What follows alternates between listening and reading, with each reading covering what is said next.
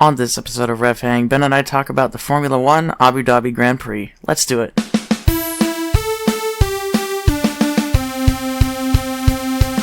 Hello everybody, and welcome back to RevHang. I'm Nathan, and alongside me virtually is my good friend and co-host, Ben Bagley. How you doing, Ben? Oh, pretty good. It's a little bittersweet. We got the last race of the season, but, no crashes and get to go into exciting holidays ahead. So, a little bit of good, a little bit of bad. Yep, it is that time of year. It is sadly the end of the Formula 1 season, but it was a very long season, and we had lots of races to look forward to, enjoy, and talk about. So, I'm not too upset. It's a pretty short winter break. We've only got, I think, 93 days until the next Formula 1 race, which I think is it was kind of 97. insane. 97? Yep. Yeah. You have watched the race more recently than I have, so. Yep, I just finished watching it about a half hour ago. Perfect. Great timing. Yep. Still don't remember anything about it. So, 97 days until the next Formula 1 race. That means we got about 60 days until we start getting liveries, which is always exciting. That's when the season kicks off. Really my favorite part of the year. Yeah, it's pretty great. And then around that same time, maybe about a week after liveries, we get pre-season testing and cars back on track. So it's really not that long of an off-season, but it always does feel long and arduous, also because it's winter, which just feels long and arduous on its own. Yep, you have to suffer through all the crazy F1 rumors you get on the internet. Yeah, people go crazy without actual racing happen, so they start to speculate. Yeah, there's always seems to be at least one crazy rumor. Yeah. Over the off season. Remember after 21 that everyone thought Lewis was going to retire. Yep. Yeah, that did not happen. Yeah, and then there's the Lewis to Red Bull, and then there was the Yeah. Well, this is only sort of a Formula 1 conspiracy theory podcast. This is actually more like a racing podcast. So let's Formula 1 podcast. An actual Formula 1 podcast. So let's dive right into things that we do know for sure, starting with some paddock news. McLaren has renewed their contract with Mercedes as an engine supplier until 2030, I believe it was. Yep. So that's notable because it puts an end to the rematch rumors between Honda and McLaren. It does. Yeah. I don't think McLaren was eager to jump back in that boat, even though Honda's... Yeah, GP2 motor. Yeah, GP2. I think Honda's solved a lot of their problems, but still kind of a scar there. I think they don't want to bring back, and it doesn't seem like they want to take a risk on an Audi engine, like I know a lot of rumors were saying. And then Cadillac possibly, but I think they came in a little bit too late. But yes, this does extend into the new regulations, 4 years into the new regulations, 5 seasons actually, I think, is how the math works out. Yeah. So they are putting all their chips on Mercedes, and we'll see how that goes. I mean, Mercedes always seems to make great engines, but with the change in regulations, anything can happen. It's usually up to McLaren to make them a little faster anyways. Right. Exactly. So yep, that's our engine supplier news. We've also got Pato O'Ward, speaking of McLaren, has been announced as McLaren's reserve driver for 2024 in Formula 1. So taking a step towards Formula 1, not really what I was expecting from Pato. I think he seemed like he wanted to focus more on IndyCar, but it's possible that Formula 1 is still on his radar. This seems like a step towards possibly if Lando or Piastri leave in the future, maybe he would like to be that replacement. That's a long game if he is playing that. Well, that would honestly make sense to me because it sounds like he wants to stay in IndyCar for now. Mm-hmm. Win an IndyCar championship or at least get close. So as long as he can maintain his super license and be competitive, I'd say maybe in 3-4 years when Lando's contract expires, when Oscar's contract expires, if one of them decide to move on, he might be putting himself in a really good position to take that spot. Yeah, that's a good point. Do you think this opens up any possibility of him moving to another team after being a reserve driver for McLaren for a little bit? He might get picked up, or is his contract pretty set, probably? I would be surprised if he was able to ditch McLaren for another team. I think other teams have too many other options. McLaren seems like the only team that's really interested in IndyCar drivers at the moment. I mean, if you look at AlphaTauri, Red Bull, they've got so many development drivers and drivers that are coming up through the ranks in Formula 2 and lower. I don't think they have any shortage of talent in their area already. Alfa Romeo has very talented reserves like Teo Pourchaire. Williams has a really strong driver academy. Very true. I think all the teams are pretty much set, and then once you get to the upper echelons of the teams, they're really going to be picking the people that are already established, most likely. It'd be shocking for me to see Mercedes take on a rookie or Ferrari, you know. Yeah, they're not going fair. to take that risk. All right, I'll put my tinfoil hat away for now. Okay, Ben. We're approaching off season, so you might want to keep that handy for some interesting, spicy rumors in the future. But we'll see. Speaking of Teo Pourchaire and Alfa Romeo, he did win the Formula 2 championship at Abu Dhabi this year. So, Teo Pourchaire is now no longer eligible for Formula 2 next year, which means if people want to keep him fresh, he will have to get a seat next season or just wait, like Oscar Piastri did. I mean, it turned out pretty well for Piastri. It did, and we'll see what happens, but bring out that tinfoil hat again, Ben. I told you to keep it handy. But with Logan Sargent's performance this year and the end of the year not being super great, with a very talented driver like Teo Pourchaire just going to be sitting there hoping for a seat, I could see that being a possible path for him. I don't know how likely that is, but I know James Vowles was asked after the race about Logan Sargent's future, and he said that he was not in a position to make any comments on Logan's future at this time. Interesting. Which does not sound like a... No, usually it's confidence or nothing. Like, yes, he's going to be here, or if you get any other answer, then it probably means there's a little bit of doubt.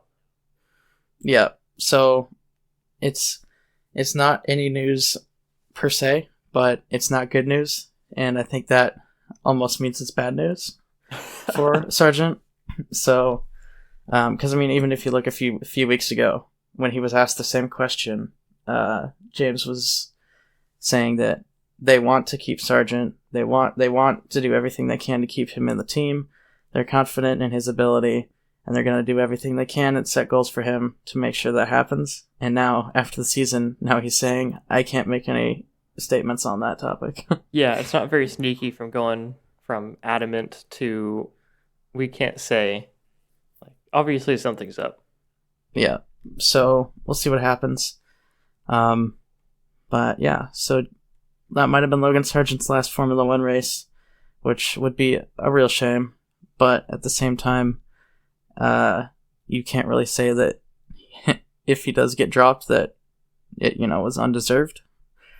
It will not have been a surprise, at least. Yeah, that's a good way to put it. I think he's a rookie, and I think you got to give him.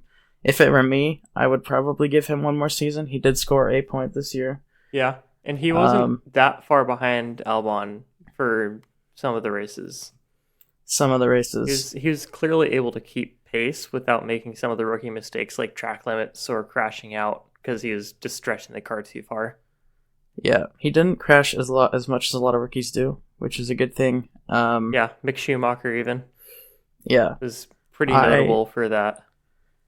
Yes, I would not be surprised if he got dropped, but if it were me in that position at Williams, I would keep him for one more season, but I would make sure that the goals that we set are very strict and way higher than what he achieved this season. I want to see marked improvement, or I'm going to get somebody else. Yep. Yeah, like within a certain amount of time was Albon or something like that. Yeah, for sure. All right, that rounds off our paddock news for, well, probably not the final time. We'll probably have something going on postseason before our season wrap-up podcast. But for the final time in the regular season, let's move on to qualifying, the last one of the year. give you some context for the race. The top 10 were Max Verstappen on pole, followed by Leclerc and Piastri. 4th and 5th were Russell and Norris. 6 through 10 were Tsunoda, Alonso, Hülkenberg, Perez, and Gasly. Tsunoda had a great qualifying in P6. Yeah, he's way high up there. Good to see from him. And Hülkenberg too. Yeah. Tsunoda's really improved in the last half season, I'd say. He's gotten a lot better. Yeah, especially these last 4 races, it's been super noticeable to me. Yeah, for sure. And I think they got car updates pretty recently, actually, didn't they? They did. Yeah, the car has been updated, and I think also it's helped him having, more competition alongside Ricciardo. I think that's pushed him, and also I think just having an experienced teammate in Ricciardo, to get advice from and stuff. I think that's done a lot of wonders for Tsunoda. I still would say Ricciardo is probably overall the better driver, but I'm not nearly as confident in that as I was even a few weeks ago. Yeah, that definitely didn't show itself this race. And granted, there are some other problems, but his teammate was nowhere to be found. Yeah, for sure. There were some other circumstances that led to that, but at the same time, Tsunoda did outqualify Ricciardo by quite a lot. Yep. We had another Sergio Perez low qualifying, but didn't seem to affect him too much. I always see Sergio Perez in 9th, and even especially nowadays, I'm like, ooh, that's pretty rough. But sometimes we forget that's almost his thing. Yeah, bad qualifying and great race. Yeah. Like the reverse Haas. Yeah, yeah, exactly. And then Lewis Hamilton qualified 11th. And then Carlos Sainz qualified all the way down in 16th. Pure pace. I mean, well, sort of. He did apparently have traffic on his lap, but after watching the onboard, I think he kind of milked that a little bit. Yeah, that's really got to hurt after kind of flubbing Vegas, too. Yeah, he did not have a great end of the season, did Carlos? Yeah. But anyway, let's move on to the race. Verstappen was able to maintain his lead on the start, but Leclerc did challenge him into turn 1 and turn 6. He was unable to take the lead, though. On the first 4 laps, Norris moved up to P3 from P5. On lap 11, Russell passed Piastri for P4. Norris had a slow pit stop on lap 15, promoting Russell to P3. On the same lap, Gasly locked up and Hamilton ran into the back of him, damaging both cars. Not super bad, though. Perez slowly made his way through the field throughout the race, up to P5 by lap 28, and further beyond then. On lap 47, Perez ran into Norris into turn 6, and received a 5-second penalty for avoidable contact. On that same lap, Hamilton passed Sainz for P9 around the outside of turn 9, and what was probably the best overtake of the race, and it was pretty good, I guess. It's about as good as it gets for Abu Dhabi. Yeah, pretty much. Leclerc let Perez by to try and let him get 5 seconds ahead of Russell, so Ferrari could take P2 in the championship, but it did not work. Perez was only about 4 seconds ahead of Russell by the end. Yeah, that was a pretty good risk I took on his part, given Perez's penalty. I mean, it was pretty much a guaranteed second place no matter what. Well, yeah. A lot of people were saying, and I was saying while I was watching it at 6 a.m. in my groggy stupor, I was wondering why Leclerc didn't draw back and try to hold up Russell even more. But then he made a good point in the cool-down room that it wouldn't have mattered. Like, if it worked out, it would have worked out perfectly. But if he did that and then he also fell outside of the 5 seconds, then Mercedes would have won the championship as well if Leclerc got P3. So he needed to come in P2 and somehow still have Russell come in further behind. Yeah, and the margins were so fine. And when you're actively trying to hold someone up, it would have been so hard for him to walk that rope that I think he made the right decision in the end. Yeah. Because, yeah, it would have been really hard to walk that line because Russell would have been right on Leclerc's tail. So it would have had to been timed absolutely perfectly, which in that third sector in Abu Dhabi is not easy to do. And definitely not in the last lap. Yeah, for sure. And not when you have your race engineer who just refuses to be competent. Useful in any way. Yeah. Yeah. So I think he made the right decision. Unfortunately, it did not end the way he had hoped. And so Mercedes was able to take P2 in the championship. All right, let's go through the results real quick. First place by a country mile was Max Verstappen. Second and third were Leclerc and Russell. Fourth and fifth were Perez and Norris. 6 through 10 were Piastri, Alonso, Tsunoda, Hamilton, and Stroll. 11 through 15 were Ricciardo, Ocon, Gasly, Albon, and Hülkenberg. 16 and 17 running off the finishers were Sargent and Zhou. And then we had 3 retirements all on the last lap. They all just drove into the pits. Nobody crashed. And they were Sainz, Bottas, and Magnussen. Ouch. Yeah. One thing to note about this race, which I think is why it felt a lot more boring, even though, there were overtakes. There were no safety cars, and I don't think there was a single yellow flag. Nope, there are no in-race retirements, ever. No, there were no crazy moments. It was just green flag racing from start to finish, and closest we had was Ricciardo getting a tear off in his brake duct. That was as close as it got. Yeah. So, yeah, not the most exciting race. There were overtakes, but it was Abu Dhabi, so it was all DRS overtakes. Nothing too crazy into any of the corners, which is what made it so hard to pick the overtake of the week. Yeah, you know what we really need to spice this race up is a really controversial drivers' championship race. Yeah. That would help. I mean, yeah. With the state of social media, I don't think we can handle another one of those. Couldn't survive. Especially not between Verstappen and Hamilton. Not again. Yeah. I'm still, if you're just perusing social media, whether it's Reddit, Instagram, Twitter, anytime you see any comments regarding championships, Verstappen, Hamilton, when they crash into each other, when something good happens to Red Bull, when something bad happens to Mercedes, you still see the 2021 criers. They're everywhere. They persist. I do not understand. It's been 2 years now. Let it go. Let it go. It's getting really old. If you give it a couple more years, though, it'll turn back into a joke. So maybe we just have to hold him out.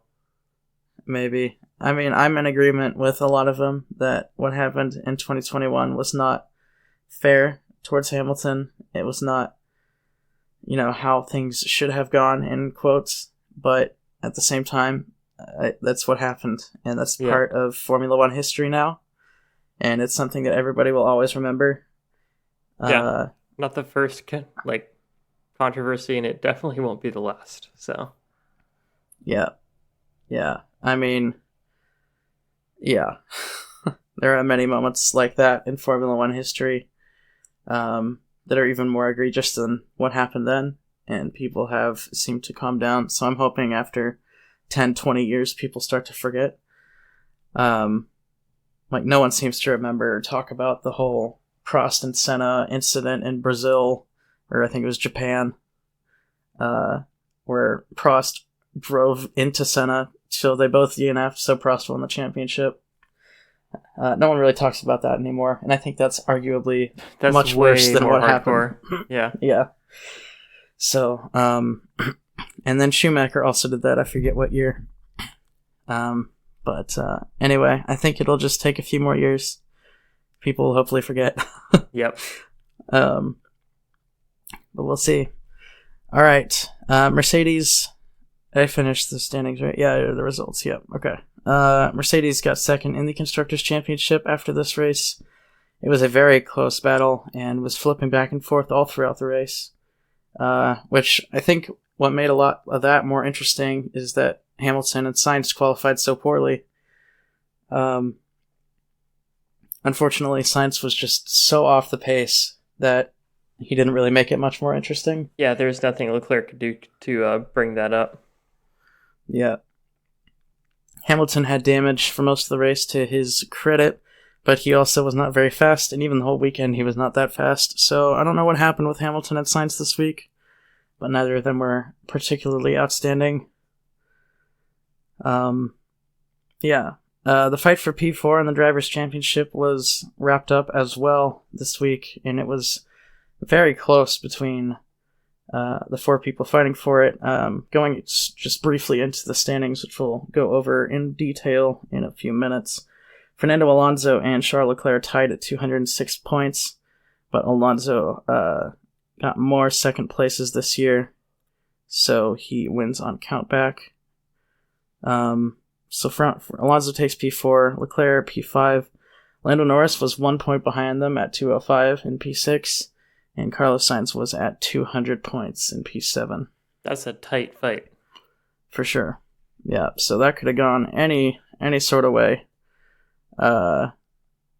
Still, Fernando Alonso shockingly taking P4 in the championship is absolutely insane. Yeah, it makes you realize, just like we were talking about last time, just how long this season has been. And you have to remember that Aston Martin dominated most of that first half of the season. This is true, yeah. So they just got such an incredible head start, and then they kind of just started to pick it back up at the end. Yeah, in the last couple of races, they were a lot better. A reverse McLaren, if you will. Yeah, the reverse McLaren. Well, sort of. McLaren never really dropped off. They just had a bad Vegas, but their car was good in Vegas. They just had a bad week. Yeah.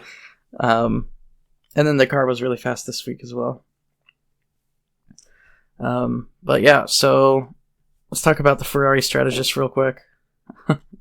What Ferrari strategists? Exactly. Legend has it that they're still on the pit wall waiting for that safety car to come out. Carlos Sainz was left out to dry on his second set of hard tires for the race, and they were waiting for a safety car to come out to put him in on softs or mediums. It never came, and so they brought him in like 2 laps from the end of the race and retired the car. Yeah, in the one race where there's no safety cars, the Ferrari strategists were just waiting for it.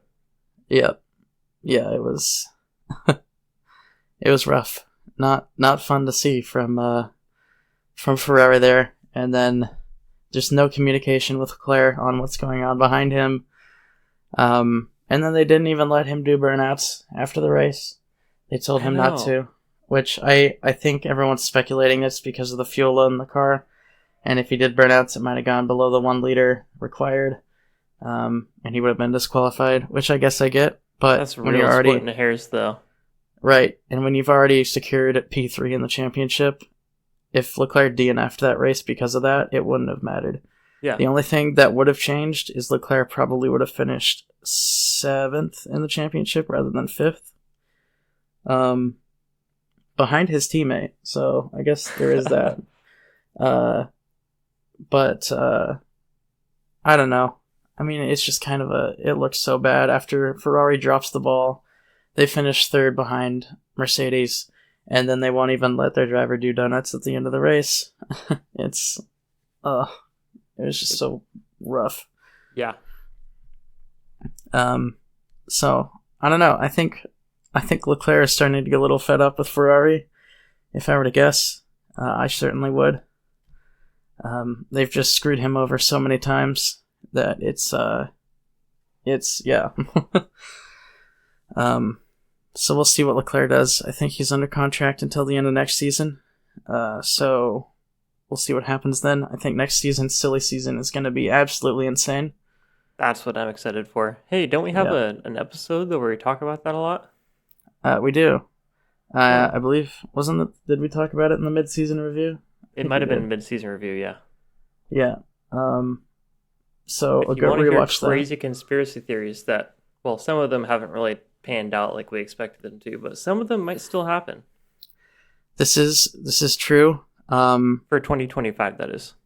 Yeah. Also, stay tuned throughout the off season. I'm sure in early February. It's usually the week they do the livery reveal is when we do our preseason podcast. When that comes out, we will be all over all of our predictions for the silly season for that coming year, like we did this year. And this next episode after this one, we will be talking about how horrible our silly season predictions went for this year. But the only thing that matters is if we got better than last year. Which I honestly don't think it did. Well, actually, last year's was insane, so it probably did, actually. But yeah, I don't remember for sure. I'm excited to go back and look at all of our predictions. we at least got Verstappen right every race, so like there's plus 1 point every year. Yeah. Or every week. Yeah. I'm excited to go back and look at everything, see how we did. But all right. Verstappen, after this race, has gotten himself to third on the all-time win list in Formula One. I think it was 54 wins that he has total, passing Sebastian Vettel with 53.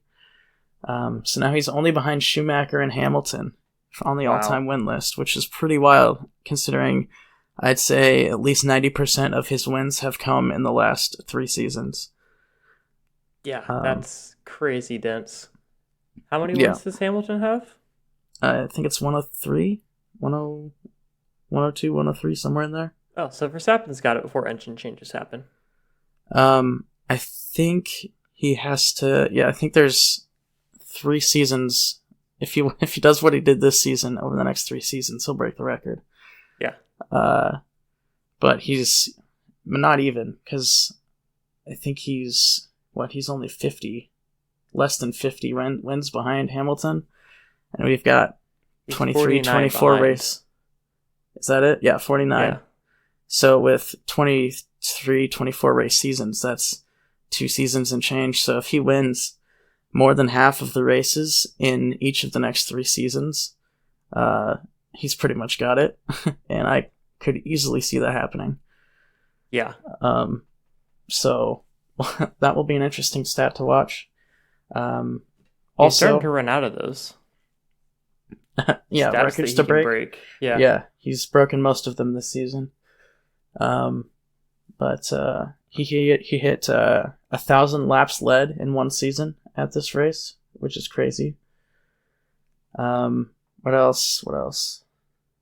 I just had it. Oh, this season was the first season since 1956 without the British Grand Prix being played on the podium, or the British Grand Prix, the British National Anthem being played on the podium at all. Really? Didn't have a single British constructor win, and we didn't have a single British driver win. The only person that won outside of Red Bull was Carlos Sainz. So we got the Spanish National Anthem and the Italian National Anthem, the Mexican National Anthem, the Austrian National Anthem, and, of course, the Dutch National Anthem many times. I guess that does explain why I've been hearing the Dutch National Anthem in my dreams. Yeah. Yeah, I've got the whole thing pretty much memorized now. Yeah, I didn't even realize it, but tonight as they were playing it, I was humming along, and I was like, what the heck is going on? Yeah, you're humming along with the Dutch National Anthem. You know it better than the Star-Spangled Banner now. Yeah.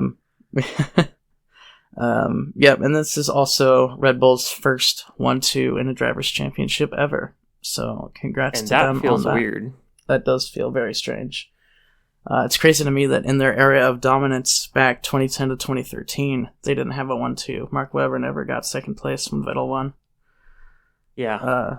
Which is crazy, but that's how it worked. And that was several of those years where Fernando Alonso missed out on the championship by 2 points.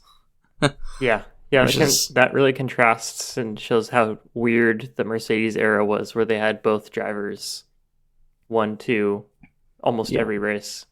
Right. And almost every constructors, right? I think so, yeah. Yeah. Yeah, it's pretty cool that Red Bull got their first one too. It feels weird that hasn't happened. But yeah, and then this was one of two in a race. So like, this is the first race since Bahrain we've had Verstappen and Perez as the top two. Really? Yep. Wow. That's weird. So we've only had 2 races this whole year where Verstappen and Perez... Oh, no, this wasn't a 1-2 for Perez. Sorry. Oh, yeah, because he got a penalty. I was sitting here staring at the standings. Bahrain was the only Red Bull 1-2 this year. Excuse me. That's even weirder, almost. Yeah. What is my throat doing? Don't worry. You need to hydrate. Yeah, I am hydrating. I'm trying. But yeah, so all of those crazy stats. Let's go through the standings real quick, and since it is the last race of the season and these are finalized, we'll go through all of them. Ben, do you want to take this away so I can get my throat fixed? Yeah. Final driver standings? Yeah, alright. Yep. So, as we all know already, and has been evident for a while, we have Max Verstappen in first with 575 points. After that, we have Perez, who locked in second place after the last race with 285. In third, we have Lewis Hamilton, who locked in his place with 234 points. Fourth place, we have Fernando Alonso, just beating out Leclerc on wins alone. They're both tied for 206 points. In sixth place, we have Lando Norris, who's 1 point behind, 205. No first places for him, but plenty of podiums. We got Carlos Sainz in seventh with 200 points, really close to that entire pack, just barely missing out, especially after this race. In eighth, we have George Russell with 175 points. Oscar Piastri is in ninth with 97. He caught up real quick after the summer break and the McLaren upgrades. In 10th, we have Lance Stroll rounding out the so-called points finishes of the driver standings with 74 points. We have Pierre Gasly and Esteban Ocon stacking up for Alpine at 62 and 58 points respectively. That was a pretty close race between them today. We had Albon with 27 points in 13th place and Yuki Tsunoda in 14th place with 17 points. We have Valtteri Bottas in 15th place, with 10 points. Nico Hülkenberg is in 16th with 9. Daniel Ricciardo and Guan Yu Zhou both have 6 points in 17th and 18th. We have Kevin Magnussen with 3 points in 19th. What's Lawson's first name? Liam Lawson is in 20th place with 2 points, just barely beating out Sargent for that actual standing places. Logan Sargent is in 21st place with 1 point, and Nick DeVries has the honorable, much venerable spot, left behind by Nicholas Latifi by having 0 points outside of the top 20 drivers. Yeah. Seeing Sargent below Lawson is it's a tough pill to swallow. Yeah, that's pretty rough. Yeah. All right, Ben, do you want to do the constructors while you're at it? I would love to. I'm on a roll. Yeah, so You're we doing have great. Red Bull Racing with a whopping 860 points. Really maximized that this year. I wonder if 1,000 points is going to be possible at some point. But it will be. I sure hope not. We'll give it a few years. Yeah. We have Mercedes in second with 409. They beat out Ferrari today by 3 points. Ferrari had 406. McLaren is over 100 points behind with 302. They made a very honorable effort to try to catch up the second part of the season. In fifth, we have Aston Martin, 280. They did the opposite. They did great at the start and really tailed off towards the end. We have Alpine in sixth with the 120, and then we go down to the double digits with Williams with 28 points in seventh. AlphaTauri's in eighth with 25. Ninth is Alfa Romeo with 16, and Haas once again rounding out the 10 with 12 points. Yep, such a shame. Haas was like in 7th place for a good chunk of the season. Oh man, and in 2022, everybody was like, yeah, Haas could be a solid midfield team. And then nothing ever happened. Yep. Such a shame. I think it's time for a team principal swap, but we'll get into that in our season review podcast. Yeah, we will have many thoughts and opinions in that one. Yeah, for sure. All right. Pit Stop Championship. I will take over now. Alrighty. Yeah, now my voice is sore. I know what you're talking about. Yeah, yeah. A lot of talking. Yeah. Alright. Pit Stop Championship. For this race, Ferrari and Carlos Sainz took the top spot with a time of 2.16 seconds. Both McLarens were second and third with times matched at 2.22 seconds. That's pretty interesting. That's pretty good. McLaren's really picked up the ball on their pit stops. They are very, very good at pit stops now. Probably, let's see, I was going to say probably second to Red Bull. Not quite. There was a points chart that could tell us. If only there was, and there is, and they are third behind Ferrari, which is kind of surprising. But I think McLaren has picked up their pace in the second half of the season overall, including pit stops. A brand new team. Yeah. All right. So Perez got P4, followed by Verstappen in P5. We got a Red Bull block there. 6th place was Ricciardo. 7th was Leclerc. 8th was Tsunoda. 9th was Alonso. And 10th, rounding up the points, was Ocon. Going through the standings real quick. It's the end of the season, so we'll go through all of them. In first place was Sergio Perez for Red Bull, just like last year, with 332 points. Second place was Lando Norris at 249 points, barely edging out Leclerc at 245 points in third place. Carlos Sainz had 219 points. Verstappen had 211. Then we dropped down to Piastri in sixth with 169. Tsunoda in 7th with... I got these positions wrong again. Tsunoda was in 7th with 144. Then Ocon with 109. Stroll with 85. Gasly with 82. Alonso with 60. Russell with 55. Ricciardo with 45. Hamilton with 42. De Vries with 36. Sargent with 31. Lawson with 30. Zhou with 23, Bottas with 17, also Albon with 17, Magnussen with 10, and Hülkenberg with 4. So De Vries did actually not too bad if you're looking at the Pit Stop Championship. Wow. Yeah, if you took away Pit Stop from the start of that would be an absolute crazy alternate dimension race standings. Yeah. Also, AlphaTauri with 4 different drivers in the Pit Stop Championship this year. And what a great point spread, too. Yeah, for real. Tsunoda was the only one that was in all of the races, and he, good for him, finished first out of all of those drivers. Yeah. Well, he's had a lot more opportunities. Yep, fair. All right, now we'll go through the Constructors' Pit Stop Championship. In first place by a country mile is Red Bull, winning by, it looks like, 79 points with 543. Second place is Ferrari with 464. McLaren is in third with 418. AlphaTauri is in fourth with 255. Alpine fifth with 191. Aston Martin sixth with 145. Mercedes in 7th with 97, Williams in 8th with 48, Alfa Romeo in 9th with 40, and Haas in last with only 14 points. Which, in the Pit Stop Championship, is horrific. Absolutely horrific. More than what they scored in the actual season. Is it? Is it really? Yeah, by 2 points. Oh my gosh.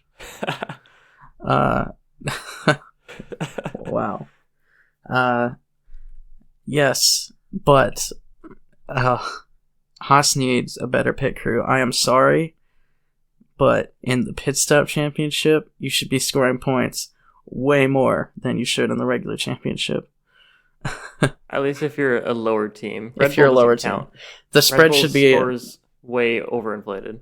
Yeah, I should say the spread should be way lower. It should be a lot closer to equal for all teams. Yeah. A lot shorter tails on that bell curve. There you go. There's some statistics. Exactly. I knew I would get you with that one, Ben. I can't help it.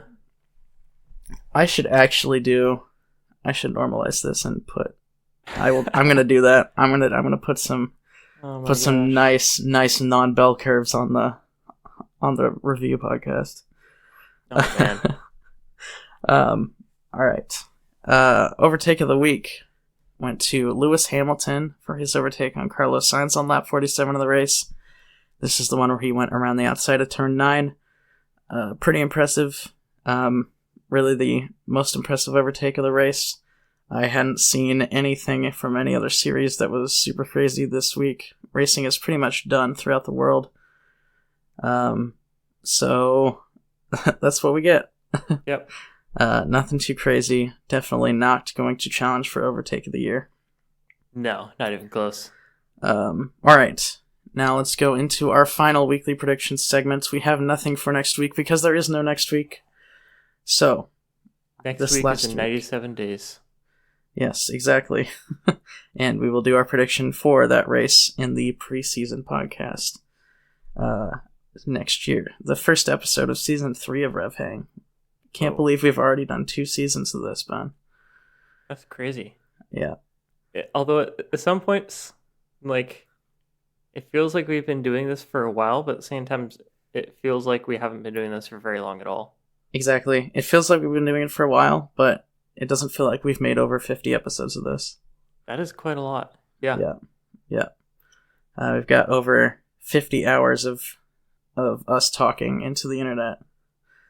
That's enough to go to Michigan. You can drive all the way to Michigan from Oregon. Yeah, and not listen to a single repeated podcast. There you go. If anyone does that, if anyone takes a road trip to Michigan and listens to all 2 seasons of RevHang start to finish, please let me know and I will make you a t-shirt. I am not even joking. If you listen to all of our episodes on a road trip from start to finish and can somehow prove it, document it. You get to hear my microphone quality like gradually increase as you go along. If you can figure out a way to document it and prove it, and it is before November 26th, 2024, because if this somehow explodes and this, no, okay. If it is before 1 year from now, and you do a road trip, document it, and you listen to the entire first 2 seasons of RevHang, I will personally make you a t-shirt and send it to you. Incredible. All right, we got stakes now, Ben. Yeah, send us a 50-hour video of you listening to it. Exactly. All right. Anyway, going into our predictions for the Abu Dhabi Grand Prix of 2023. Let's remind everybody of the top 5. It was Verstappen, Leclerc, Russell, Perez, and Norris. Give me, for the final time, your predictions, Ben. All right, so we did have Verstappen in first. It's not cheating, it's just how it works. We had Norris in second. That did not work out. Perez in third. It was worth a shot. Sainz in fourth was just completely out of... No, that didn't happen. And Hamilton in fifth, which was also quite disappointing. Stroll... Shoot, I completely forgot about Stroll. Where was he? I think 10th, I want to say. Hey, he got a point. Let's go. Let's go. All right. I had Verstappen in first. Again, not cheating. That's just how it goes. Second place, I had Hamilton. Third was Norris. Fourth, I had Russell with 1 L at the end. Evil Russell. Gotta love those. Typo City. 5, I had Leclerc, and my dark horse was Alonso, and that did not work out. I mean, he did better than Stroll, right? Did he... I can't remember. This race was 7th. Yeah, 7th. Yep. So close. Alright, so both of us only got Verstappen in our top 5 prediction. Let's move on to fastest lap, which went to Verstappen. What'd you say, Ben? I put Verstappen. There you go. It worked out. Usually it seems like Verstappen has not gotten a lot of fastest laps this year, contrary to what you would expect. Yeah, weirdly enough, after he won the championship, he didn't seem quite as concerned with the points as usual. Yeah, it's weird how that works. Still wanted the wins, didn't really care about the points. Yeah. And then Hamilton was my prediction. That definitely did not happen. No. All right, and driver of the day went to Yuki Tsunoda, of all people. Deservedly so. He had a pretty good race. He had a great race. Yeah. Perez had he finished technically second. So, he had a decent race. Mm-hmm. I'd say he did a decent race. Yep, and that was your prediction? Yep. was Perez, and I had Lando Norris, who also had a pretty good race, but nothing spectacular. So, yeah, he started out really strong. Yep. All right, that rounds off our final predictions summary for this year, and we will compile all of the beautiful data together and have, I know, Ben's favorite podcast of the year, where we go over all of the statistics. Yep, we will describe all the beautiful colors to you. Yes, so many charts. All right, and let's go into our final. Nope, we're gonna have one next week too, or 2 weeks from now, or whenever the season wrap-up podcast is. So for the final time in the regular season, Ben. There we go. Give us some words of wisdom. Not your words of wisdom, by the way. No, it's a special edition. Happened. It's Ben's fiance's words of wisdom, Emily's words of wisdom, if you will. That is to hydrate, even though it's cold outside. Because, and I didn't think about this, but it's true. Obviously you're always like, oh, it's so hot, I'm thirsty. But when it's cold outside, you still need water, but you forget about it a lot more often. So you can often find yourself dehydrated, even though you don't feel dehydrated nearly as soon when you're doing physical activity outside because it's cold and you're not sweating. So make sure you keep drinking water even though it's getting a little chilly outside, and it'll help stave off colds and just keep you healthy. Good stuff, Ben. Always good to drink water. That rounds off the last normal episode of Season 2 of RevHang. Thank you everybody so much for listening to this season. If you enjoyed this episode, leave a like or a rating on the platform you listened on. It really helps us out. If you want to see updated standings for IndyCar and F1 or a calendar of, well, there is no upcoming racing from all sorts of different series, so if you would like to see the calendar of what happened this year, check out our website, RevHang.com. If you have a question about racing or about us, hit us up on Twitter using hashtag RevHangPodcast, and we may feature your question on the next and final show of the series, or season. You can also follow Ben on Instagram at BenjiMeetsWorld and myself at 2N_squared. You can follow the RevHang page at RevHang Media. We'll be back in a few weeks to talk about our season review and go over all of the beautiful statistics. I absolutely nailed this outro. I don't want to hear about it. Until then, I have been Nathan. And I'm Ben.